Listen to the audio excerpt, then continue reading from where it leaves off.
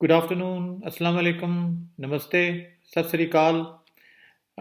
मेरा नाम जाहिद है और मैं आज यूके की लेटेस्ट खबरें आपके सामने लेके हाज़िर हूँ।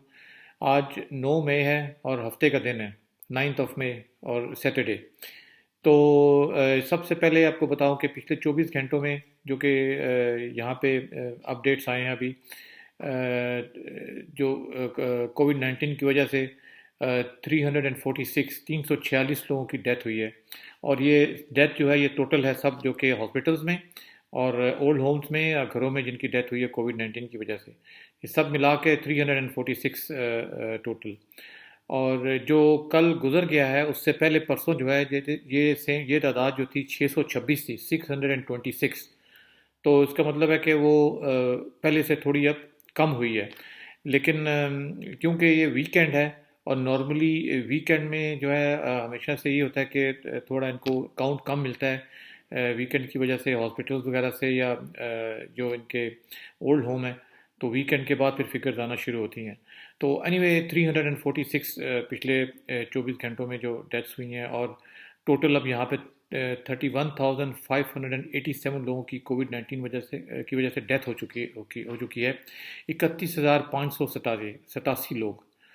बहुत बड़ी फिगर है ये। पिछले आई वुड से कि ये कोविड 19 जब से शुरू हुआ है, मेरा ख्याल है जनवरी फरवरी से, जो पहले तो पता नहीं था लोगों को। तो ये अब मई का महीना है।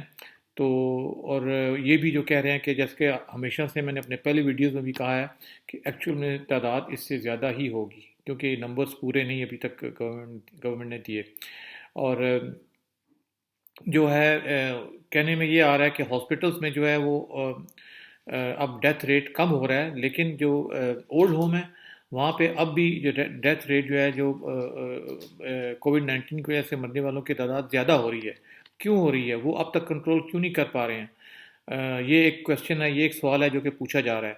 और जैसा मैं पहले भी कह चुका हूँ, ये सब चीज़ों का बाद में रेलेवेंट डिपार्टमेंट्स को, मिनिस्ट्रीज को यहाँ पे जवाब देना पड़ेगा। लोग पूछेंगे, अपोजिशन पूछेगी कि ऐसा क्यों हुआ है कि पूरे यूरोप में जो है यूके में इतने ज़्यादा लोग मरे हैं। अगर आप कंपेयर करें, जर्मनी में बहुत कम लोगों की डेथ हुई है और इटली जो है वहाँ पे तो मेरे ख्याल 25-26 हज़ार हो गए हैं अब, और स्पेन में भी तकरीबन इतने ही।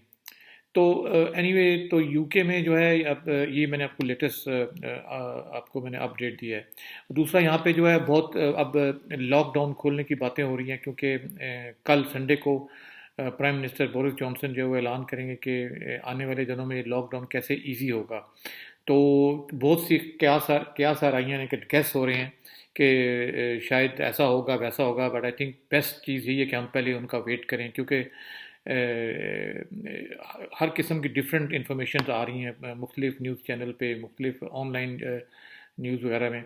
तो I don't think her cheese correct है, क्योंकि एक न्यूज़ कुछ कह रही है, दूसरा कुछ कह रहे हैं। तो अपने आप को कंफ्यूज करने से बेहतर है कि हम लोग वेट करें कि क्या हो रहा है। और most probably I think logically जो भी बात होगी वो आहिस्ता आहिस्ता लॉकडाउन को वो खोलेंगे और फिर आई थिंक मॉनिटर किया जाएगा कि इसके खोलने के क्या असरात हैं। तो ये जो है ये बेस्ट है कि डिटेल का हम वेट करें संडे तक के कैसे होगा ये लॉकडाउन, इजी कैसे होगा। और एहतियात की वही बात है कि फिर भी ज़रूरत है। आज वेदर बहुत अच्छा है, लेकिन पता ये चल रहा है कि अभी बहुत से लोग बाहर निकले हैं। यहाँ पे बीच पे बहुत लोग हैं, पार्क्स बहुत ज़्यादा फुल हैं, लोग काफ़ी लोग बाहर निकले हुए हैं। ऑब्वियसली ह्यूमन नेचर है, लोग इतने दिनों से अंदर बैठे हैं।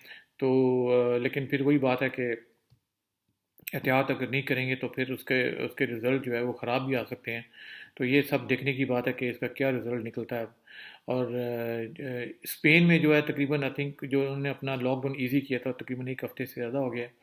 तो वहाँ पे ठीक हो, वहाँ पे जो है डेथ रेट्स वैसे भी अब कम हैं पहले से काफ़ी। आई थिंक 200 से भी कम था आज उनका जो है लोगों की जो डेथ रेट्स है।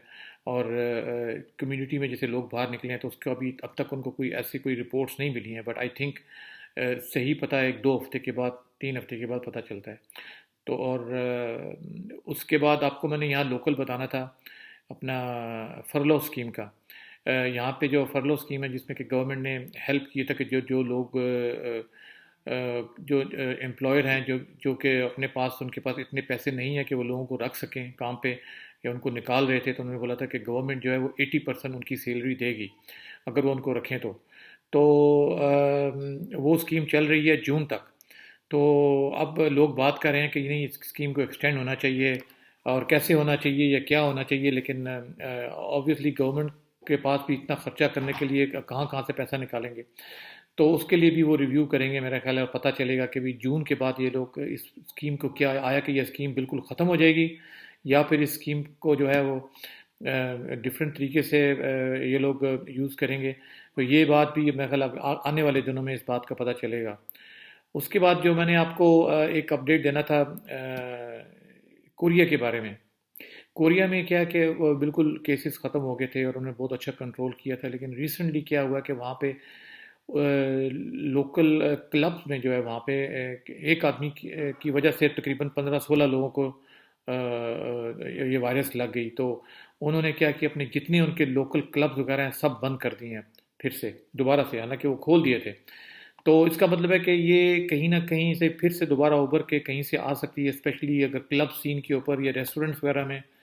तो इवन जब रेस्टोरेंट भी खोलेंगे तो ये देखना पड़ेगा कि किस तरीके से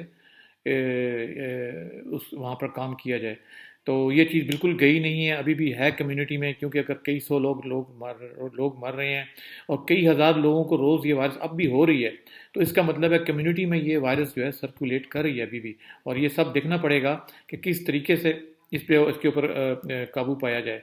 और लास्ट में आपको मुझे ये भी बताना है कि जैसे रशिया में इस वक्त जो एपी सेंटर है इस वायरस का, इस वक्त कह रहे हैं कि रशिया में है, क्योंकि रशिया में बहुत ज़्यादा केसेस आ रहे हैं। कल एक दिन में 10,000 लोग जो टेस्ट किए तो 10,000 लोगों को पता चला कि उनको ये वायरस हुई है। और वहाँ पे अब जो है आई थिंक आने वाले 3-4 हफ्ते काफ़ी डिफ़िकल्ट होंगे। और वही बात है, अगर अगर यूरोप से क्लियर भी हो जाती है, अगर रशिया में या किसी और यूरोपियन कंट्री में ये वायरस बढ़ रही है, तो उसका मतलब ये नहीं कि बाकी कंट्री सेफ हो जाएंगे, क्योंकि फिर वही अगर ट्रैवल का चक्कर शुरू हो जाएगा तो कोई एक आदमी भी वायरस ला के आके दूसरे कंट्री में फैला सकता है। तो ये सब ऑब्ज़र्व करने की बातें हैं, मॉनिटर करने की बातें हैं, और एहतियात हमारे अपने हाथ में है कि जो भी हो जैसा भी हो लॉकडाउन ईजी हो। हम लोग इस बात को ईजी ना लें, और अगर हमें बाहर जाना भी पड़ता है कुछ भी है तो हम गाइडलाइंस फॉलो करें, स्पेशली हाथ धोने के लिए, मास्क यूज़ करने के लिए किस तरीके से, और लोगों से डिस्टेंस पे रहने के लिए। जब तक कि वैक्सीन नहीं आ जाती, जब तक कि ये वायरस पूरी तरह ख़त्म नहीं हो जाती, हम इस चीज़ को इतना ईजी नहीं ले सकते। तो ये यही बात है कि हर एक को अपना खुद ख्याल रखना है और अपनी फैमिली का भी। तो आज के लिए बस इतना ही काफ़ी है। तो कल आपके साथ सामने फिर हाजिर होंगे और कुछ लेटेस्ट न्यूज़ के साथ। थैंक यू जी, बाय।